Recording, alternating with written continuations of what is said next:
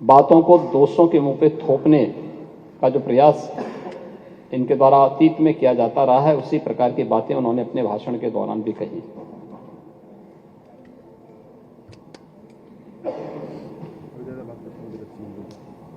महर्षि वेदव्यास जी ने एक बात कही थी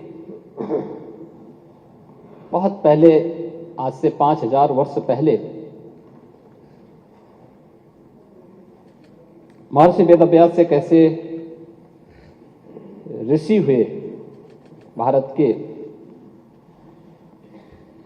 जिन्होंने भारत की ज्ञान की पूरी परंपरा को, भारत की इस धरोहर को विस्तार देकर के संहिताबद्ध करते हुए भावी पीढ़ी के लिए संरक्षित करने का कार्य किया। और इसीलिए आज भी हम देखते होंगे कि महर्षि वेदव्यास के प्रति कृतज्ञता ज्ञापित करते हुए उनकी जयंती को हम गुरु पूर्णिमा के रूप में, सनातन हिंदू धर्म के गुरु के रूप में उनको मान्यता देते हैं। हमारे यहां कथा परंपराओं में जो पवित्र पीठ होता है वो व्यासपीठ इसी श्रद्धेय ऋषि के प्रति कृतज्ञता ज्ञापित करने के लिए होता है। उन्होंने एक बात कही थी, महाभारत काल के 8 पीढ़ियों को उन्होंने अपनी आंखों से देखा और उसका संरक्षण किया, और उस समय के व्यवस्था को उभरते हुए उस राजवंश को भी देखा, और महाभारत युद्ध के साक्षी भी वे बने थे। उन्होंने एक बात कही थी कि ऊर्ध्वबाहुर विरोमयेश न च कश्चित् शृणोति माम धर्मार्थ अर्थस्य कामस्य स किमर्थम न सेव्यते। महर्षि वेदव्यास ने एक बात कही थी महाभारत के अंत में।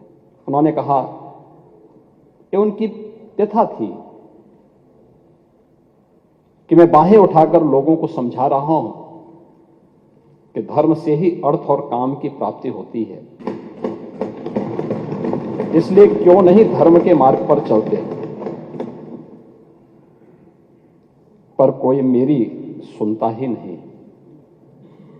ये केवल वेदव्यास की पीड़ा नहीं थी।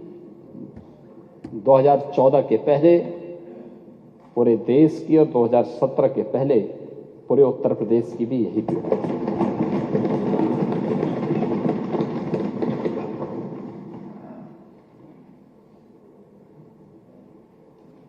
दो 2017 के पहले उत्तर प्रदेश को जिन लोगों ने 4-4 बार प्रदेश में शासन किया, एक लंबे समय तक सत्ता के सिंहासन पर विराजमान रहे, वो उत्तर प्रदेश को कहां लेके गए थे? पहचान का संकट खड़ा कर दिया था उत्तर प्रदेश वासियों के सामने। एक पहचान का संकट आया था। यहां का नौजवान बाहर नहीं जा सकता था, पहचान छुपाने के लिए मजबूर था। उत्तर प्रदेश से बाहर निकलता था तो हे दृश्य देखा जाता था। नौजवान कहीं जाता था, नौकरी नहीं मिलती थी। यहां तो अवसर थे नहीं, लेकिन अगर उत्तर प्रदेश से बाहर जा रहा है तो नौकरी नहीं मिलती थी। किराए पर कमरे की बात तो दूर, होटल और धर्मशालाओं में भी कमरे नहीं मिल पाते थे। ये उत्तर प्रदेश की स्थिति 2017 के पहले बना दी गई थी। महोदय, कौन जिम्मेदार है इस स्थिति के लिए? और आज उत्तर प्रदेश ने 22 जनवरी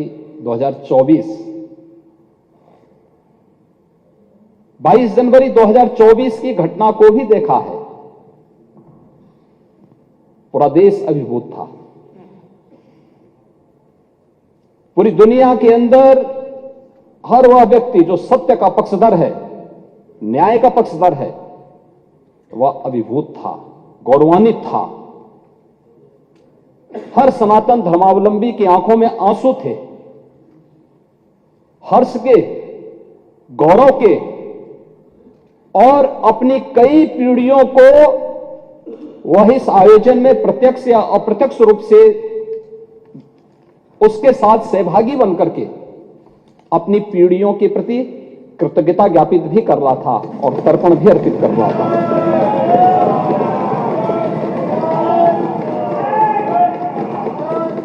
यह मेरा सौभाग्य है कि उस आयोजन में मैं प्रत्यक्ष रूप से था, वहां के वातावरण को मैं समझ सकता था। 25 करोड़ की उत्तर प्रदेश की आबादी और 140 करोड़ का हमारा देश, कमोवेश हर प्रदेश का प्रतिनिधित्व था, नेतृत्व वर्ग था। आदरणीय प्रधानमंत्री जी की उपस्थिति थी, पूज्य संतों की, आचार्यों की और समाज के हर तबके की उपस्थिति वहां पर मौजूद थी। अद्भुत वातावरण था, ऊर्जा से भरपूर था। और यही उत्तर प्रदेश, जिस उत्तर प्रदेश के नौजवानों को देख करके उत्तर प्रदेश के नागरिकों के बारे में टिप्पणी होती थी, आज उस उत्तर प्रदेश जहां कोई आना नहीं चाहता था, आज देश और दुनिया का हर व्यक्ति उत्तर प्रदेश आने के लिए तैयार बैठा है।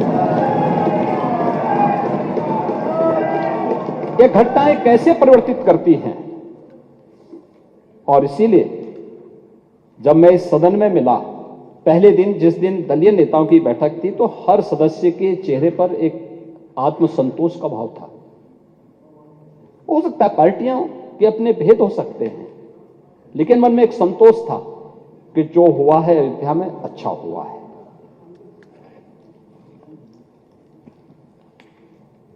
और हर व्यक्ति के मन में एक भाव था कि नहीं, अयोध्या हम सबको चलना चाहिए। यह अद्भुत, अलौकिक, अविस्मरणीय क्षण था। हर व्यक्ति गौरवान्वित था, गौरव की अनुभूति कर रहा था। और गौरव की अनुभूति इसलिए कर रहा था कि लगभग 500 वर्षों के एक लंबे अंतराल तक चले लंबे संघर्ष, लंबी कवायद, लंबा वाद विवाद, सर्वानुमति के साथ उसका समाधान का रास्ता निकला और पूरे देश की जनभावनाओं के अनुरूप आज रामलला के भव्य मंदिर के निर्माण का मार्ग प्रशस्त न केवल हुआ है, बल्कि रामलला वहां प्रत्यक्ष रूप से विराजमान भी हुए और सबकी उपस्थिति। दुनिया के अंदर पहली घटना थी जहां प्रभु को अपने स्वयं के अस्तित्व के लिए स्वयं प्रमाण जुटाने पड़े थे, स्वयं प्रमाण जुटाने पड़े थे। लेकिन राम की मर्यादा हमें धैर्य की प्रेरणा देती है। उस धैर्य के साथ जो 500 वर्षों के एक लंबे अंतराल को सनातन हिंदू धर्मावलंबियों ने व्यतीत किया, ये वह धैर्य उस प्रसन्नता के रूप में, दीपोत्सव के रूप में, आतिशबाजी के रूप में 22 जनवरी को पूरी हिंदुस्तान के अंदर और दुनिया के अंदर जहां कहीं भी हम देख रहे थे, हर ओर से एक ही आवाज आ रही थी। यह अद्भुत क्षण था और हमें प्रसन्नता इस बात की थी, हम अंतःकरण से प्रसन्नता इस बात की थी कि प्रभु तो विराजमान हुए हैं, उनके भव्य और दिव्य प्रतिमा की प्राण प्रतिष्ठा का कार्यक्रम संपन्न हुआ है, भारत के गौरव की प्राण प्रतिष्ठा का कार्यक्रम संपन्न हुआ है। लेकिन प्रसन्नता इस बात की भी थी कि हमने वचन निभाया और मंदिर वहीं बनाया।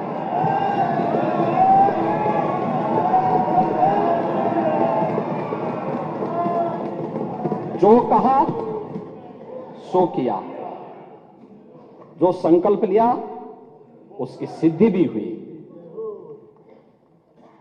केवल बोलते नहीं हैं, करते भी हैं। और आज नव्य, भव्य और दिव्य अयोध्या को देख करके भी हर व्यक्ति अभिभूत है।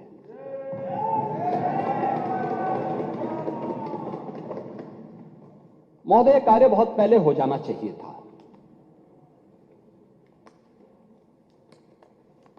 हम मानते हैं मंदिर का विवाद न्यायालय में था,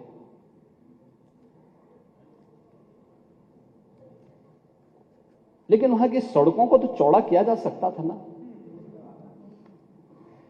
वहां के घाटों का पुनरुद्धार किया जा सकता था,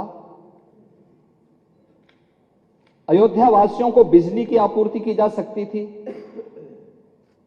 वहां स्वच्छता की व्यवस्था की जा सकती थी, वहां स्वास्थ्य की बेहतर सुविधाएं दी जा सकती थी, वहां एयरपोर्ट बनाया जा सकता था। विकास के इन कार्यों को किस मंशा के साथ रोका गया था? कौन सी मंशा थी कि अयोध्या का विकास ही अवरुद्ध कर दो, काशी का विकास ही अवरुद्ध कर दो, मथुरा वृंदावन के विकास को ही अवरुद्ध कर दो? महोदय, ये तो मुद्दा नियत का है।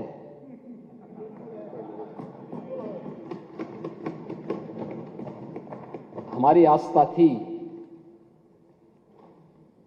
और नीति भी साफ थी और नियत भी बहुत स्पष्ट थी।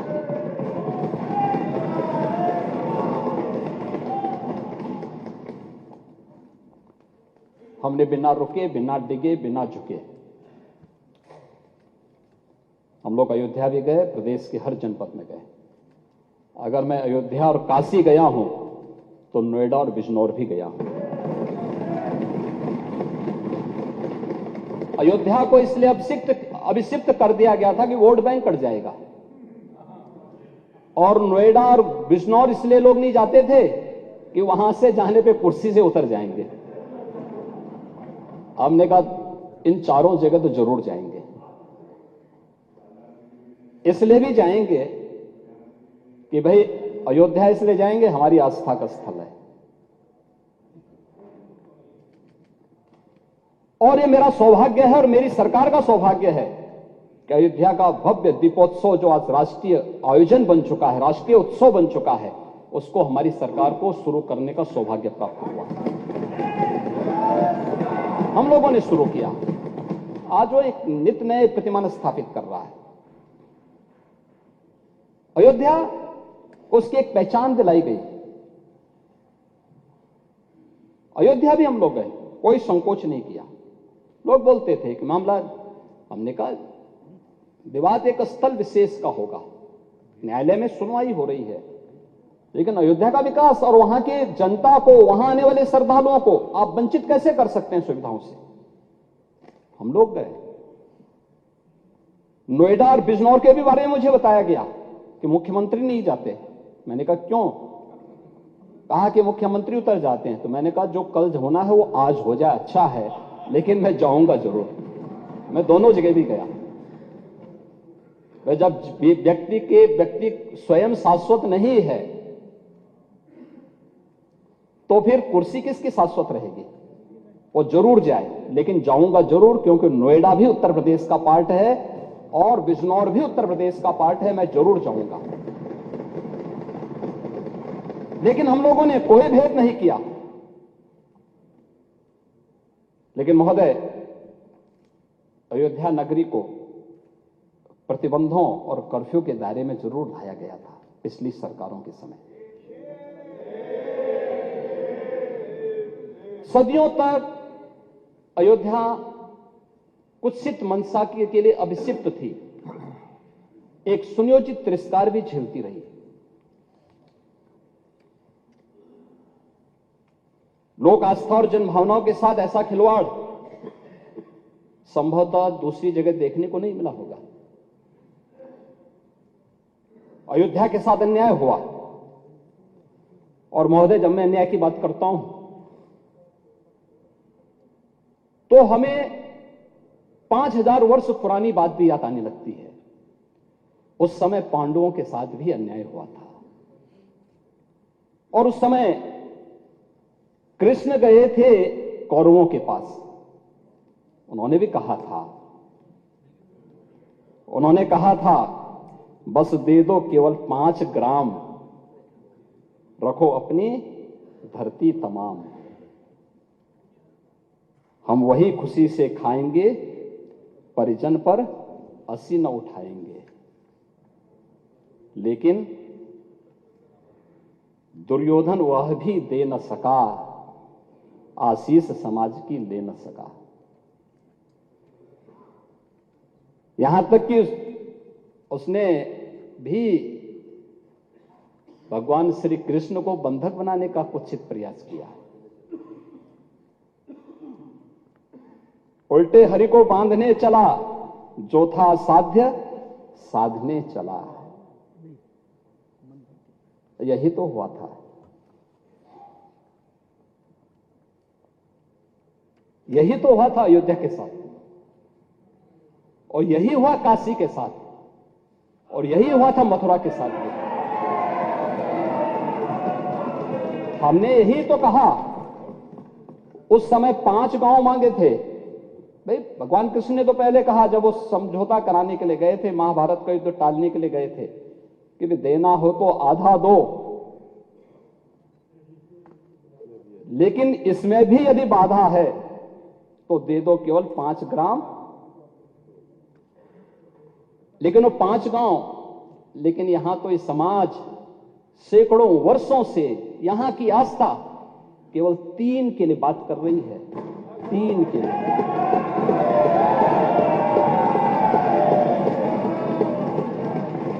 वो 3 के लिए भी इसलिए वे विशिष्ट स्थल हैं, वे सामान्य नहीं है। ईश्वर की अवतरण की धरती है, असामान्य नहीं है। वो असामान्य यानी उसको एक सामान्य स्तर पर नहीं मान सकते, लेकिन एक जिद है, और उस जिद में जब राजनीतिक उसमें तड़का पड़ने लगता है और वोट बैंक बनाने की राजनीति होने लगती है, तो वहीं से फिर विवाद की स्थिति खड़ी होने लगती है। यानी लोक आस्था, भारत के अंदर लोक आस्था का अपमान हो, बहुसंख्यक समाज गिड़गिड़ाए, ये पहली बार देखने को मिला। दुनिया देख रही है, स्वतंत्र भारत में काम पहली बार पहले होना चाहिए था।